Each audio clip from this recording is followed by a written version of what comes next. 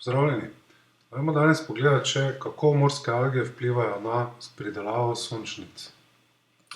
Poglejmo najprej rezultate uporabe.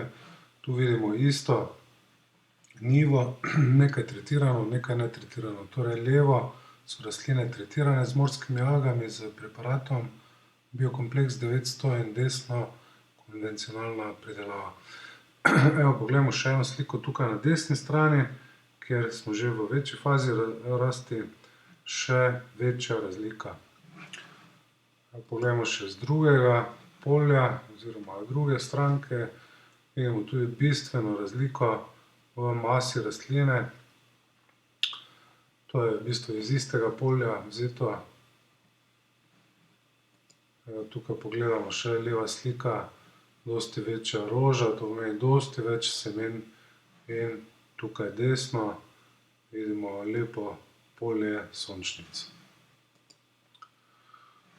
Tu še eno iz tujine, delno poročilo testov, ki so jih opravili, in so videli recimo, da so, ko so uporabili v različnih doziranjih alge, so povečali pridelek sončnic za 20%, v enem primeru celo 40%, 30%, in 28%.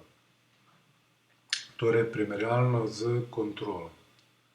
Tistimi rastlinami, ki niso bile tretirane.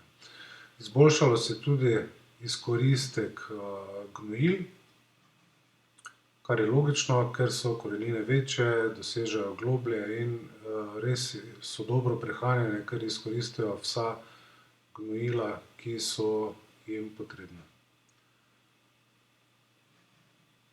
Torej ugotavljajo, da je bil test pozitiven in da so povečali produkcijo, hkrati tudi so pridelali več olja kot na kontroli. Za točne recepte apliciranja na hektar gre 4 litre.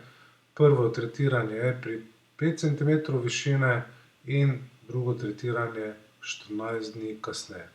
Več podrobnejših informacij pa najdete na rjavemorske-alge.si, kjer izberete za rastline, ki potrebujete.